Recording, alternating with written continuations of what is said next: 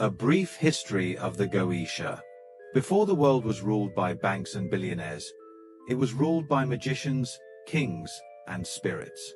The Goetia, or the Ars Goetia, is a part of a 17th century grimoire called the Lesser Key of Solomon. It said that King Solomon, the same one from the Bible, commanded 72 spirits using divine wisdom. These spirits weren't evil, they were wise, powerful, and essential for building his empire. Fast forward to today, these spirits, like Bune, are still accessible to those with the courage to break free from religious fear and reclaim their spiritual power. The Goetia also overlaps with Kabbalah, tarot, and modern witchcraft. Even Aleister Crowley, arguably the most influential occultist of the 20th century, worked with them. Sadly, the church labeled these spirits as demons to keep their power out of your hands. But not all spirits are here to harm you. In fact, some are here to fund you. Today, we focus on one such spirit, Duke Bune, the spirit of wealth, eloquence, and spiritual nobility. By the end of this video, you'll understand why Bune isn't a demon to fear, but a duke to respect. Let's begin. The many faces of the Duke. Bune is the 26th spirit in the Goetia. He holds the rank of Duke, a title that suggests refinement, power, and nobility. But Bune isn't just a one-dimensional being.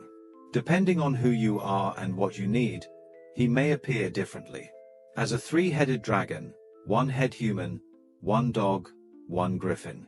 As a radiant Egyptian-like queen, robed in gold and power. Or as a striking raven-haired duke, with piercing eyes and commanding presence. Bune's energy is androgynous. He transcends gender, form, and identity, because wealth and wisdom are not bound to one shape. Throughout occult texts, Bune has been known by many names.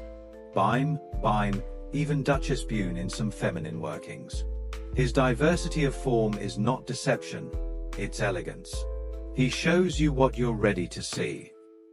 Wealth, power, and necromantic wisdom. So why would someone want to work with Duke Bune? The real question is, why wouldn't you? Here are just a few of his powers. Brings riches and wealth, often in surprising or fast-moving ways. Elevates social status and reputation. Enhances eloquence and public speaking. Unlocks ancestral wisdom through necromancy. Helps with legal or estate matters. Necromancy might sound scary, but it's not. With Bune, it means connecting to ancestors, unlocking generational wealth codes, and receiving spiritual guidance from those who walked before you. He's also excellent for entrepreneurs, influencers, lawyers, creatives, anyone who wants to rise in status with integrity and strategy. Offerings, timing, and ritual basics. Duke Bune is not hard to reach if you approach him with respect. Astrological timing. A Bune is associated with Venus and sometimes Saturn, giving him ties to both luxury and discipline. At best days, Fridays during planetary hours of Venus.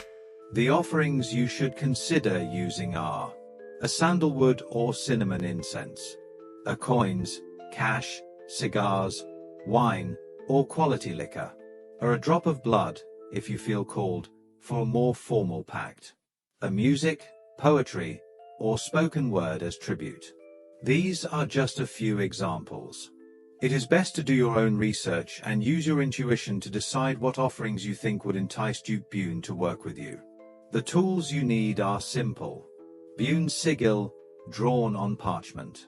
A candle in black and gold. Your written petition or intention. Set the mood. Light the incense. Gaze at the sigil. Recite his N. Well Melon Arveage Bune Tarsa. Well Melon Arveage Bune Tarsa. Well Melon Arveage Bune Tarsa. Chant it over and over until it feels trance-like.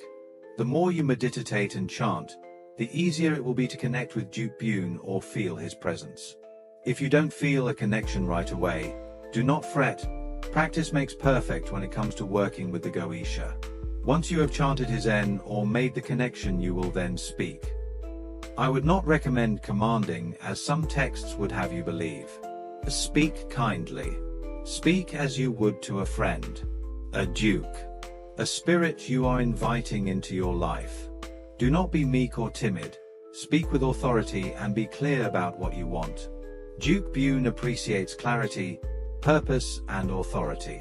Remember, you are inviting him to be a co-creator, not a slave nor a master. After working or invoking Bune a few times, the next step is to create a pact. A pact isn't evil. It's sacred. It's a mutual agreement, not a soul-selling trap. Creating a pact with Bune will fast-track your life to fame, fortune, freedom, and power. This pact is not something to take lightly. This is a commitment, similar to a contract or a marriage even. Before making this pact, take the time to truly understand what you want and be clear and concise. Consider invoking Bune beforehand to help you go back and forth to create the terms. Once you are ready to make a pact, you will need to do the following. 1. Write your pact on parchment paper. 2. Include what you are asking for in either great detail or specific terms. 3. Offer what you're willing to give in exchange. Again, be specific and really outline exactly what you will be doing in exchange. 4. Sign it with ink mixed with your blood to seal the contract. Offerings can include donations to charity, a creative project in Bune's name, or abstaining from bad habits. For instance, I gave up frivolous spending to show my seriousness and dedication to Duke Bune. Or ongoing tributes like incense, candles, or money on his altar. What Bune wants is respect, discipline, and gratitude. He doesn't want your soul, he wants your focus. This isn't sacrifice, it's alignment. Wealth, wisdom, ancestors, power. So what happens after the pact? For many, including myself, Bune brings a wealth in unexpected ways, a fame or public recognition, a peace around money and business, a protection of estates and assets, a deep ancestral dreams, insights, and guidance. Necromancy, when approached with reverence, is one of the greatest gifts Bune offers. You may start receiving messages in dreams, flashes of intuition, or sudden understanding of your lineage. Bune doesn't make you evil. He makes you elevated. Religion and society have made you fear your own power to keep you docile and broke. But when you work with Bune, you remember that you are eternal, royal, and spiritual. Duke Bune is not to be feared, but honored. So, is Bune a demon? Or is he a duke who's been slandered by centuries of religious control? Demon is just a term used by the church to make you fear and stay away from helpful entities. At the time of the great King Solomon, the Goetia spirits were actually called daemons or jinn, which at its core described an ethereal being that belongs to astral planes beyond Earth. In ancient Greek philosophy and religion, a demon was a spiritual intermediary, not evil, not necessarily good. They were often guardian spirits, divine messengers, or guides of human fate. Socrates famously referred to his inner guiding spirit as his daemonian, a voice of inner wisdom that helped him make choices. With that being said, if you find that anything dark comes up when you work with Bune, it's likely your shadow self asking to be integrated. And that's a good thing. You are both light and dark. Bune doesn't punish you for that, he empowers you through it. In my experience, Duke Bune is kind, witty, powerful, and rewarding. Do not let fear stop you from exploring your spiritual nobility. Invoke Duke Bune, and you may just remember who you really are. If you've worked with Bune, drop your experience in the comments below. Subscribe to the Duchy of Wealth for more Goetia decoding, ritual guides, and occult empowerment. Until next time, rise, rule, receive.